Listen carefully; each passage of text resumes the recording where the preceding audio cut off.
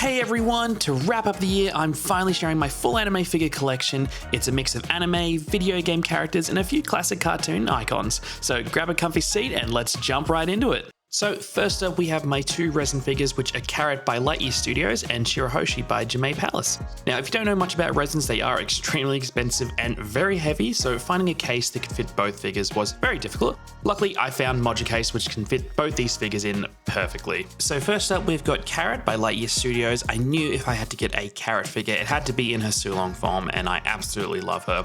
I love how much of the base is really coming off, with the water splashing around and the part of the helm's just shattered and pieces of the boat just flying off everywhere.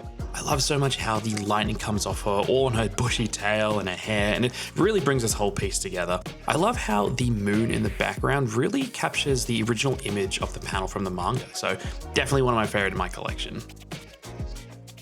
Next to her, we have the Sea Princess Shirahoshi, and she is a massive figure. What I love most about this figure is how much movement there is. It's almost creating this circular motion from the sea beast and the way the water and Shirahoshi curves around. Her expression is playful, and I love how much Megalo looks like he is an absolute pain. I probably will be collecting more resins in the future, probably a Prime 1 Berserk figure, but I'll be definitely needing another case when it eventually comes to that. But Shirahoshi is definitely one of my favorite in my entire collection.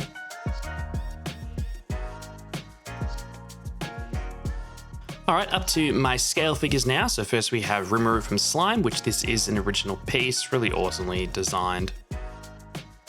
Then we have what I call my witch's shelf. So we got Marcel from Delicious in Dungeon. I love how relaxed everything she looks in here, with the animals all around her. Then we got Coco from Witch Hat Atelier. This one I think perfectly captures the manga with her drawing on the scrolls and everything's a little bit messy. And then of course we have Freerun, which I recently unboxed, so if you want to see my full thoughts on this one, click the video in the top right. Below that we have Yamato from One Piece. She is massive, so I had to kind of find a spot for her in the back. She definitely doesn't need a stand, but she's got such an awesome presence there. Then we got Kurisu, which I've also done an unboxing. Once again, click the video in the top right if you want to see my full thoughts on that one. Then we've got Yukihana Lami from Hololive. So I don't actually watch her as a VTuber, but we really like this figure, so we knew we just had to get her. Then we've got Itachi, another resin by Triangle Studio. Absolute amazing figure. Fortunately didn't have room in the Moja case, so he has to sit there for now. And then below that, we have some Mushoku Tensei. So we've got two Eris figures here and a Roxy. We'll definitely be seeing more Mushoku Tensei figures very shortly, but I absolutely love all three girls in this series.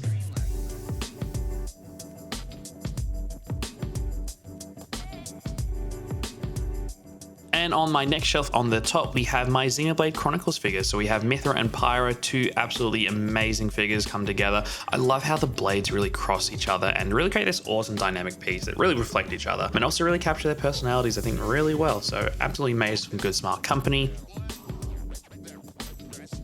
In the back, we have Hinata from the Naruto Girls series, the DX version 3. We will see another one very shortly down the bottom. But next to it, we have the Nia statue from Xenoblade 2 in her blade form. Her arm is actually very heavy, as well as her hair, so she's being supported by a lot of different things. I still love this figure, but I do wish Good Smile made her a little bit more sturdier. And next to her, we have Mia from Xenoblade Chronicles 3, which goes perfectly with her mum right next to her. So absolutely amazing set. I wish we get more Xenoblade Chronicles figures, but they're all amazing. Then below that, we have my ReZero shelf. So some of these you would have seen in my recent unboxings, but we have the Shibuya Scramble lineup at the back. So we have Ram, Amelia, and Ram in these awesome sort of cyberpunk outfit styles. I really love that sort of punk aesthetic with the cyber and the urban. It's just, it's really amazing. I love how big they are and they all have a little background. So yeah, this was an amazing lineup. I'm really glad to really have in the end.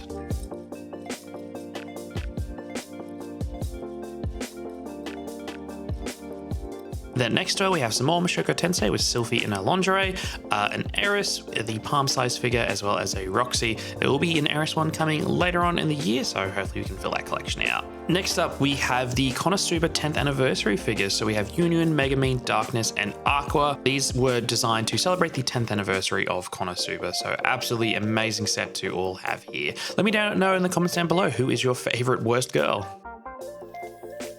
And then behind we have Luffy in Gear 5 from Portrait of Pirates, which is Mega House. We got Snake Man, which was actually my very first scale figure many years ago, so he's always got a special place in my heart. as well as Bounce Man on the corner there, which is the second version of Bounce Man.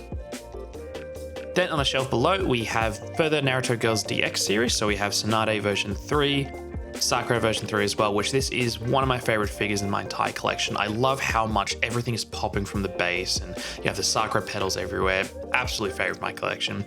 And the Hinata version 4 of the series. I really like how dynamic this one is with her doing the attack in the front. I just, really love how dynamic the pose is.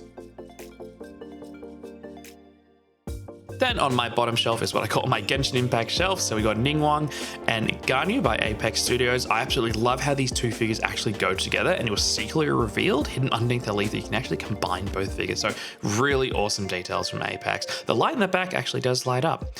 Hu Tao, which we've also recently done an unboxing. Most of these are by Apex figures, Apex Studios, sorry. So we got Kaching and Ayaka in the front. And in the back, we've got Barbara with her music playing around her, as well as Mona to the left and Lamine next to her as well. So definitely we'll be getting quite a few more Genshin Impact figures in the next year. So we'll be needing a bit more shelf space. As you can see, they're starting to get a little bit crowded. So it's going to be a big year for Genshin Impact.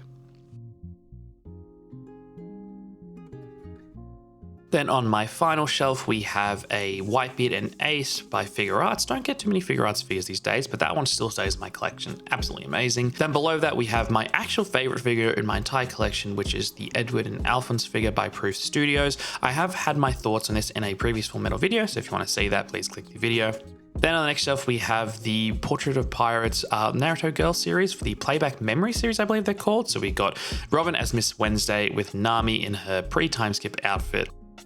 Vivi in the back as well from her sort of alabaster outfit as well, and Boa Hancock from the 3D 2Y film.